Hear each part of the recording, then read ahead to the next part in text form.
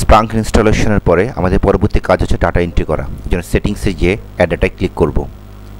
Add data click করার পরে আমরা এখানে আপলোড বাটনে আছে, আপলোড বাটনে ক্লিক করার পরে আমরা আমাদের ফাইল লোকেশনটি দেখাবো। আমাদের যে কিছু ডেমো ডাটা তৈরি করা আছে, সিলেক্ট ফাইলে ক্লিক করলাম।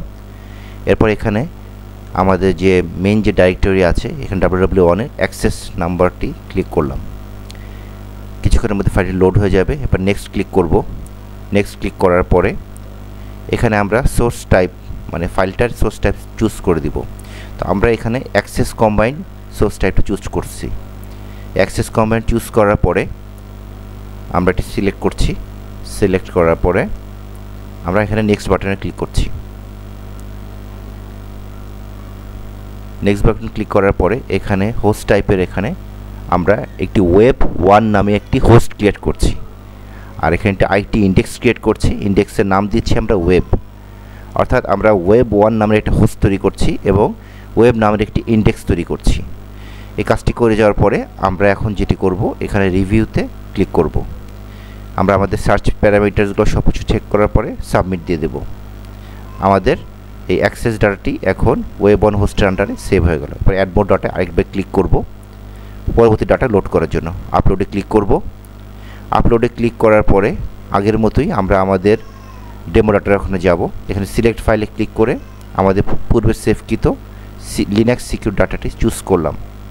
এরপর লিনাক্সে আমরা এখানে নেক্সট ক্লিক করলাম এবং সোর্স টাইপ এখানে আমরা সিলেক্ট করব লিনাক্স সিকিউর। আপনারা সিকিউর বা লিনাক্স লিখলে দেখবেন যে এই ফাইল টাইপটি পাচ্ছেন।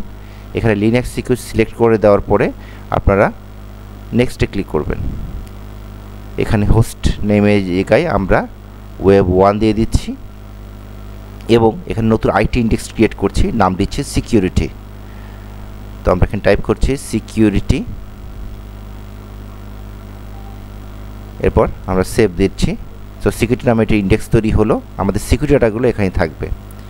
এরপরে রিভিউতে সাবমিট দেওয়ার পরে আমরা প্যারামিটারসগুলো সব চেক করে নিলাম।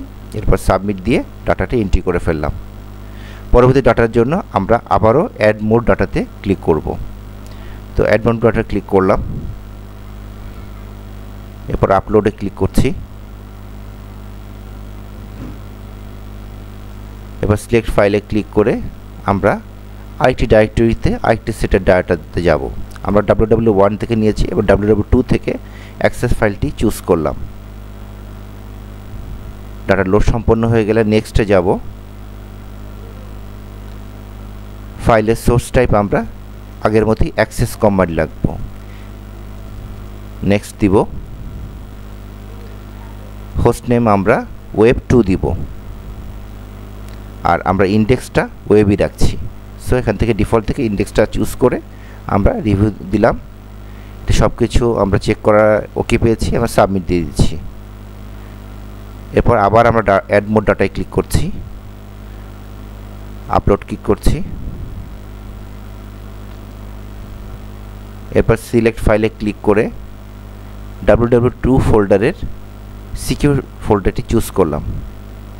এবার নেক্সট দিয়ে সোর্স টাইপ আগের মতোই আমরা লিনাক্স সিকিউরই রাখব।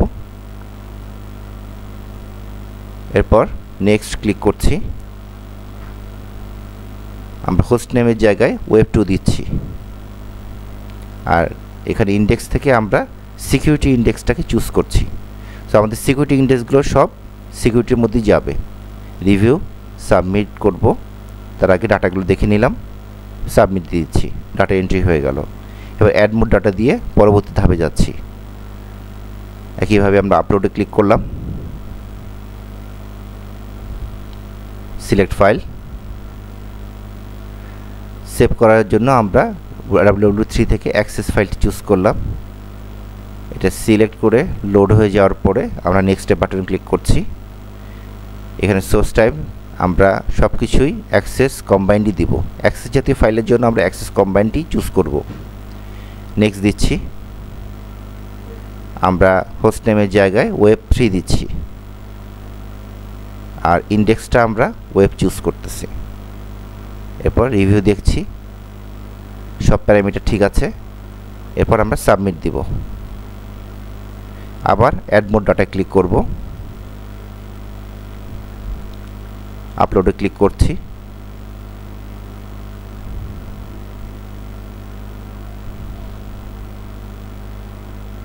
এরপর সিলেক্ট ফাইলে ক্লিক করে আমরা www3 ফোল্ডারে সিকিউরিটি ফাইলে ওপেন করছি। ফাইলটি লোড হয়ে গেলে নেক্সট ক্লিক করব। আগের মতোই ফাইল টাইপ আমরা লিনাক্স সিকিউরি চুজ করব। লিনাক্স সিকিউর চুজ করার পরে আমরা নেক্সট চাপ দেব। আমরা হোস্ট নেমের জায়গায় ওয়েব3 দিচ্ছি।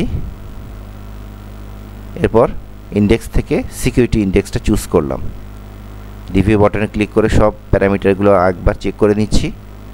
কাজ শেষে সাবমিট দিয়ে ডাটা এন্ট্রি কমপ্লিট করছি। এরপর আমরা সার্চ সেশনিংয়ে গেলে আমাদের সার্চ প্যারামিটারে ডাটাগুলি শো করবে। তো আমরা যদি দেখতে চাই আমাদের সবগুলি ওয়েব হোস্ট সঠিকভাবে লোড হয়েছে কিনা, তো এটা করার জন্য আমরা এখানে সার্চ প্যারামিটারে সব কিছু মুছে টাইপ করব index is equal to web, আর টাইম প্যারামিটারে অল টাইম দিয়ে থাকবে। একটু অপেক্ষা করব।